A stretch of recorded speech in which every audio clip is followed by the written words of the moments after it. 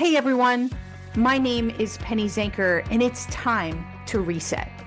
This podcast goes beyond just navigating change. It's about new ways of thinking about how you can approach challenges, how you can shift your mindset when needed, create some space and grace for yourself so that you can rethink, recharge, and reprioritize when and where needed. Are you ready to unlock your full potential? Thank you for hitting play and sharing this next episode with me.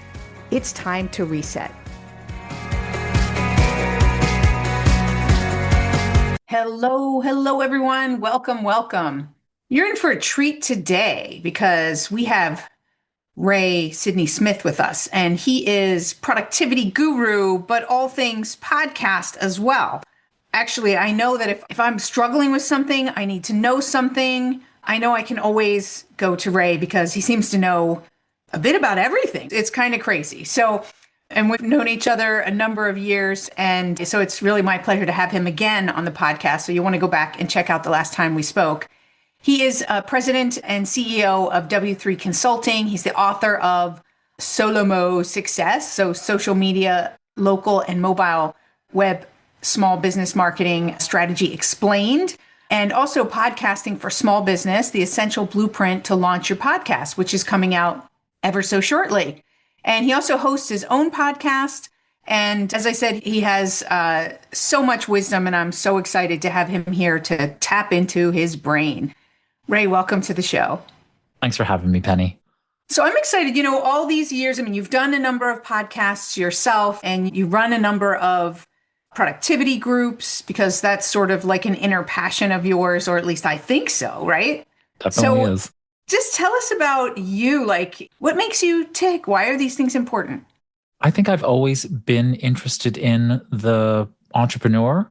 I never thought that I would be one, but I was always interested in the entrepreneur. No, I never really did think I would be one, but I got thrust into it because of an overzealous or just a zealous business partner. And I have been a small business owner ever since. Almost my entire career. And so I am really always interested in what is going to help the entrepreneur, what's going to help, particularly the small business entrepreneur.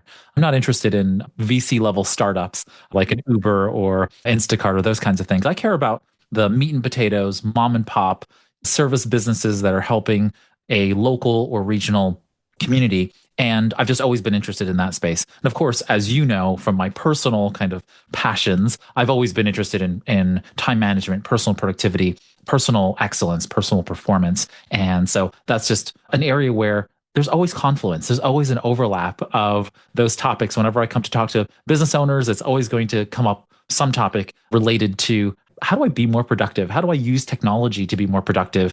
And it turns out in the podcasting space, there's a wide berth of opportunity for businesses to be more productive, but also to use the technology to be found and to promote their businesses in an effective channel. I wonder, was there a moment that kind of triggered you into this self-development, personal productivity, where you had maybe a really down or I don't know, maybe a disorganization just got you crazed? What was the trigger point where you said, yep, I've got to go in this direction? Yeah, it was my first Trapper Keeper in elementary school. I found myself absorbed in wanting to organize, having the separate notebooks. I remember buying my first notebook with the dividers. I've just always been naturally someone who was inclined toward organization and planning. I'm a planner. Honestly, if you asked me to just plan for the rest of my life and do not a thing else, I would love doing that. I'm a perennial planner. And so I have to actually lean into action because I know that I could just plan and not do anything, right? And so again, know thyself. And so I think that's really important, right? Because I'm come from a totally different, I am not a super planner, right? So I came into productivity to supplement that part of myself that's just go and do it, so that's important to know where people come from. Yeah. And so always that planner and organized type. And then I think in my first semester of college, I took a psychology class, and that's when the two pieces really started to meld for me, from a just self-help and kind of the kitsch and kind of that notion of you could just manifest your way into being productive. And then I realized that Franklin Covey world existed and the planner existed. And I started to really study the science behind what was happening. And at the time, I also started getting interested in technology. And that's where the three pieces have really, for the rest of my life, has been interested in that confluence of personal productivity, the digital component, and then, of course, the methodologies that are out there underpinned by real science, by validated research. So, and this book comes from where you talked about the business owner. So do you see this as a way for the business owner to be more productive? I think in promoting themselves, absolutely. I think that there's an avenue there. So I co-wrote this book with a veteran broadcast journalist, Steve Orr, and Steve and I met in a small business, development center setting. It had been a workshop that I had been teaching. I was in economic development teaching small business owners about technology and productivity, right? How to be more productive, utilizing the technology in their businesses, and marketing as well. So again, this kind of overlapping nature of the work that I was doing. And I met Steve, and he was just retiring from Market Watch Radio. And so having a million people listening to him every day to now being a retired person, he wanted a project. And I said, I'm really interested in writing this book based on the workshops that I've been teaching. And Kismet, we clicked and we decided to write the book and publish the book in December 2025. And so now we're just out there talking about the value of podcasting as a marketing channel, and a business's productivity is only as good as their ability to connect with an audience that will buy from them, right? So there is a productivity component here, which is that you need to be able to do it in the most efficient way, and a way that protects the business's brand reputation, and one that's going to effectively bring people closer to you so that they get to know, like, and trust you, right? As they talk about in digital marketing, so that they're able to follow the process you want them to follow to move down the sales funnel closer to the sale and through the sale process. So as a business owner, I might be in a different kind of place because of the type of business that I have. But I mean, I see tremendous benefit in getting found by more people, right? So you can reach people there are so many people now who are listening to podcasts, and that's their primary way to learn and to educate themselves. And so they might never see an ad or things like that in other places. Plus, they might not get to know you as a business or a business owner. So do all businesses benefit from doing a podcast? Like, who should do one and who should not do one? I think every business should have a podcast. A truist. Yes, I'm pretty bullish about it. I think Steve and I both believe that there are a few qualities of a podcast that are very different than any other medium. And that includes video, right? So if we take ourselves back to just good old-fashioned letter writing, that was a form of marketing once upon a time, right? And now we have direct mail, and all the way up through the various types of multimedia marketing that we have today. Video is a component, and it's its own channel. You completely do marketing there. Podcast is a little bit different, though, because it forces you, like writing, to imagine things. It forces you to have to create a persona in your mind of the person who's speaking to you. If you're listening to the audio-only version of this podcast of Penny and myself, and you've never seen a video or a picture of us, you have to summon all kinds of creative energies. But different than reading is an active process, because you have to actually do the translation of reading the letters, taking the abstraction of words, communicating them into thoughts, and then translating them further into comprehension and so forth. With a podcast, you're actually in a more passive role listening to this. You're hearing our voices. You're basically getting all of that work done for you, but you're still imagining. You're still imagining my facial expressions. You're imagining whether or not I'm making a goofy face, whether or not I'm wearing glasses or not wearing glasses, what I'm wearing. All of those things are forcing us to create and use our creative functions. There's something, I think, a little bit magical about that when it comes to podcasting. And we have this concept of what we call a parasocial relationship. And I know it's been vilified by some people, but it's actually just a psychological phenomenon where, because you've gotten to know Penny from listening to her podcast episode after episode after episode, you get to know Penny better than Penny knows you. And by virtue of that, there is a value to you knowing Penny really well, because if somebody needs Penny to come do a keynote speech or to help them with their focus, right? You know the person to send them. Right? You're like, yeah, of course it's going to be Penny Zenker. She's the person who knows that stuff. Why? Because I've been listening to her talk to people who are experts around the world doing that kind of stuff. it's that notion that you just have that repetition. Can you do that in video? Absolutely. Is there something a little bit different with audio only? Yes. And that's the part that I think Steve and I really talk about in the book that I think is really valuable there. Okay. That's interesting. I remember listening to radio when I was young. I guess I'm dating myself. For those of you who are imagining how old I am, maybe that helps. We'd listen to mysteries on the radio, like when we were traveling. And there is definitely, when you're listening to stories and things like that, there's definitely that active imagination that's going on. So that's where that brought me back to. One of the things that I think is also really powerful is that we're recording, but we're also recording here on video. So we can hit multiple channels for those that are preferring audio. Maybe they're in the car, right? So we can catch those people who are in the car or folding their laundry or whatever they might be doing in addition. But we can also catch those people who are on YouTube, right? Or other different platforms. And I think there's something beautiful for those people who like to be productive and use things multiple times, right? Get multiple benefits out of the same thing. I see that as a huge, huge benefit. Yeah, you're bringing up several really important points. One is note that the human mind thinks in story. So even outside of a fiction setting, in this case, we're talking about real things in real life, right? And humans listening, not the bots, but the humans listening are going to naturally tell themselves a story. And so imagination comes into this even when we're talking about real life things. So don't think that because you're going to start a nonfiction podcast, a podcast about your business, doesn't mean there still isn't story and there isn't that level of imagination. Two is that you're absolutely right. If you start with the right recording, you can then create many different kinds of scaled content, right? Scale from video to audio to text, and then out to what I call quotables, the things that are little digestible pieces of content that you can create for social media and beyond. And so if you're recording a podcast, you can actually take that up and down the chain of long form and short form content and widely have yourself be found using kind of the Gary Vaynerchuk concept of scaling content. And so there's a real value in that as well, in terms of being able to be promoting yourself widely. I know that you have a whole chapter on promoting yourself. Do you talk about in there, so like, is it best that you do solos, or is it better that you interview other people? Like, do you have any recommendations on that kind of thing when you're looking to promote yourself and your podcast?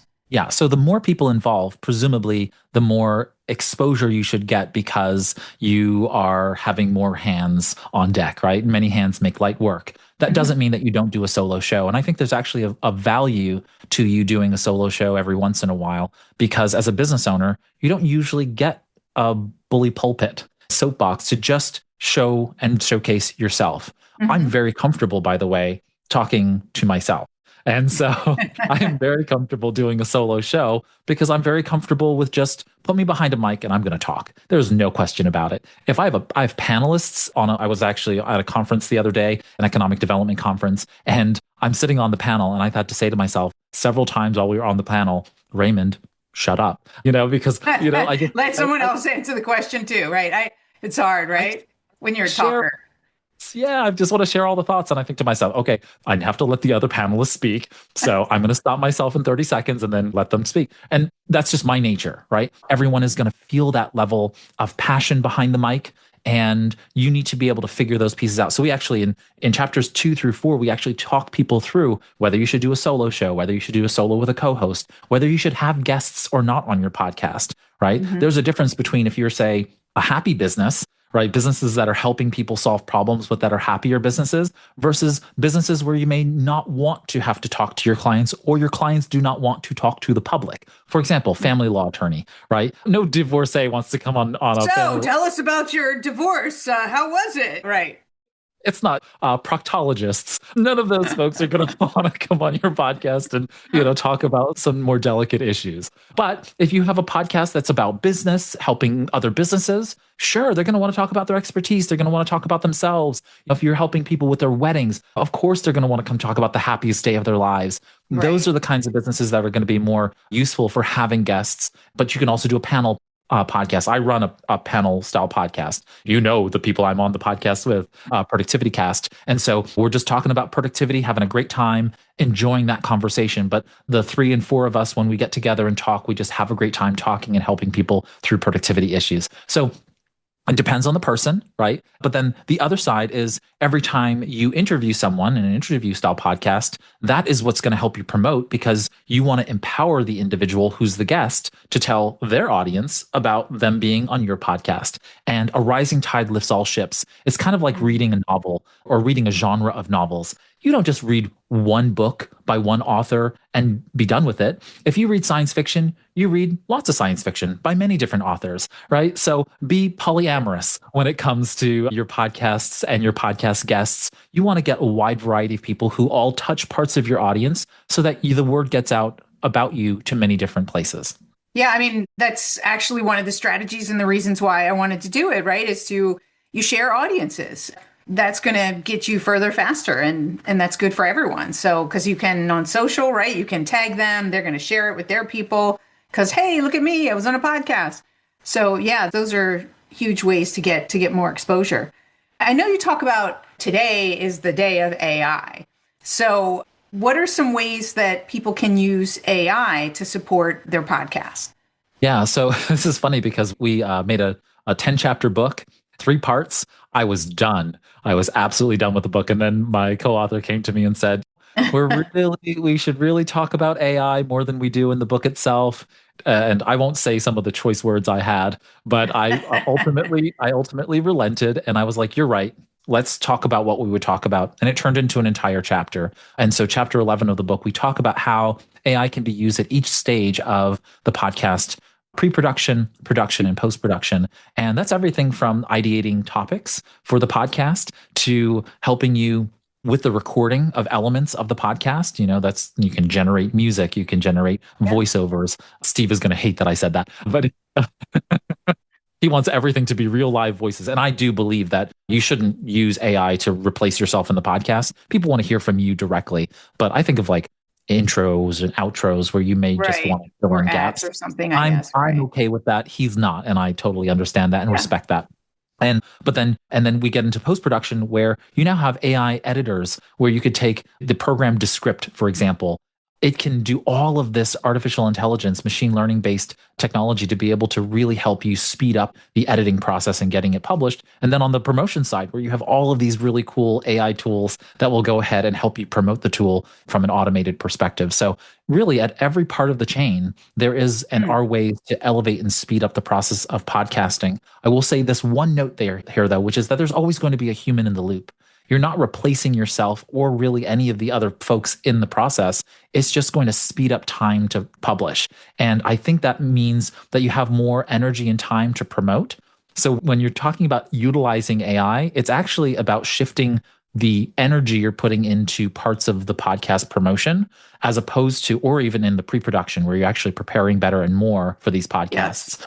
So it's not about overall less usage of time. It's that now you're able to focus your time on the better parts for quality, substance, and promotion. I think that word quality is really important too, because I think it does up the quality when you're using it with the human in the loop, right? When you're using it as a support for preparation. Maybe you'd learn some things that would have taken you too long to get about the guest, or summaries. Like there's so many different availabilities with AI. It's amazing. I definitely save a lot of time in that context. And like you said, then you can put it towards the more important elements, right? The editing, even though it's important, it's not where your voice and being out there is going to be as valuable, let's say. You could have somebody else do the editing and things.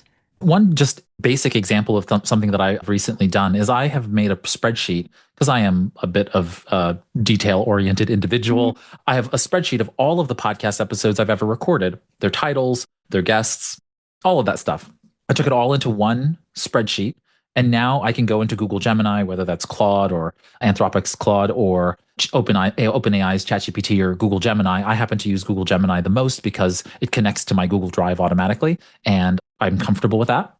And now I can call that spreadsheet and I can say, hey, when's the last time on any of my podcasts that I've talked about Todoist. And Mm. now it's going to say, oh, you know what? You talked about Todoist in episode 89 of Productivity Cast. You talked about it in episode 42 of this podcast. When you were a guest on so-and-so's podcast, you brought it up then, right? And that is just incredibly useful because I have all the transcripts. I have all of, it's all in the spreadsheet. And now I don't have to do that manual work. Once upon a time, I would have to like search each podcast, look through the transcripts, all that fun stuff. And it was very laborious. And now it happens in 30 seconds and I can go on.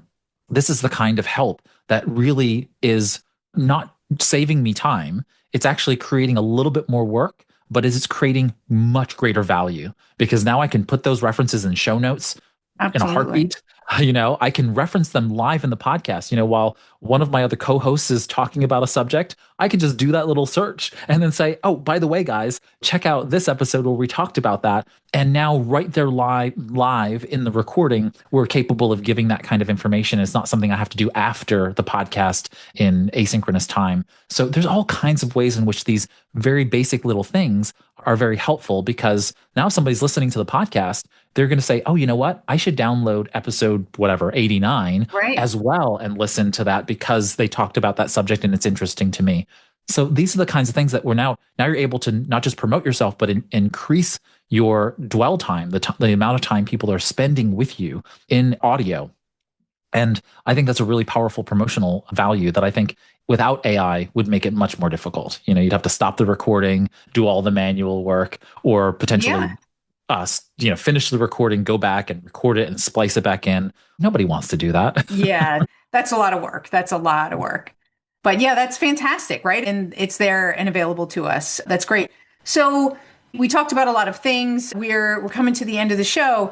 What's been the most frustrating part for you of podcasting? Just so they also know like where they're going to pull their hair out.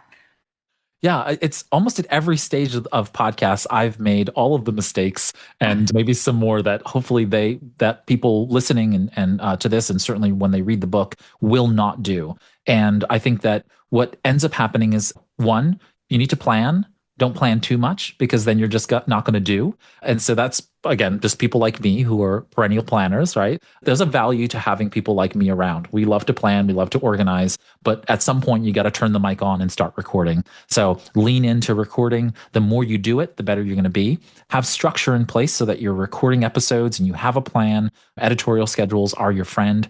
And then ultimately making sure that you know every part of the process, because I think one of the biggest problems I've seen is a business owner says, I want to start a podcast, and they just hire a bunch of people to do the podcast, and they think that somehow their audience is going to grow and they're just going to be able to do it without them being involved. And then at some point, something goes wrong with the relationship with whoever they hired, and now all of a sudden they're in a lurch, right? Where they're like, hey, wait a second, who controls the hosting account? Who controls the RSS feed? Right. Wait, who controls all of those things become a problem. And so Steve and I spend a lot of time in the book kind of couching everything you have to do in protect your business, protect your asset, protect the podcast at all costs. Yes. If this is going to be your primary voice to your audience, you should own all of those parts, which also means you shouldn't get bilked by some charlatan who says, you know what, we have to do all of these things. When in reality, if you have the book, you can say, listen, Ray and Steve told you to do these things, not those things. I don't need to do those things, right? So if I told you don't need to do it, by all means, you do not need to do it. So if someone says you need to spend another $3,000 a month to do some nonsense, you can come back and ask me. I'm going to tell you, don't do it, Well, and that is a shame, but a lot of people are getting told that they need to do things that are really just taking money out of your pocket and really aren't making that big of a difference. So I'm so glad that you wrote this book and that people have access to it, because I know you're going to tell them exactly what they need to know. I know you have fantastic resources, checklists, and things like that are there. So where do they go to find out the information about the book? Oh, they can just go to podcastingforsmallbusiness.com. So if they go to podcastingforsmallbusiness.com, they can find the book, they can find our podcast resources library, all of that stuff is there. And it'll be in the show notes for everybody. You can come back and you can check out that. And we'll also, I did not upload all of my previous episodes yet, so I do not remember which episode Ray was in a few years ago, but definitely go check that out. As you can see, he's got a world of information. So thank you so much for being here. I'm really grateful. Appreciate it. Appreciate you. Absolutely. Anytime, Penny. I always enjoy talking to you, and hopefully folks got a bit of value out of this and learned a little bit more about podcasting. Awesome. There you have it, everybody. If you're a business owner, Ray says everyone should have a podcast. And you know what? In today's world, if you look at the number of people who are listening to podcasts, your opportunity is great. Because even though you might say, oh, there's too many podcasts already out there, you're looking for a specific audience, and you're going to connect with your audience because that's who you serve, and they're going to be looking for you. So go ahead and get Ray's book and take a look at whether a podcast could be right for you. Thanks, everybody. My name is Penny Zenker, and this is Time to Reset. It's your time to reset. See you, everyone. Hey, thank you for spending this time with me. It really means a lot. If you're feeling a little off, distracted, overwhelmed, stuck, or just out of sync, remember that's your signal to reset. And that's all it takes, just recognizing one reset moment at a time. So stay tuned for more tips, tools, tricks, stories, strategies, all here on Time to Reset. We'll see you in the next episode.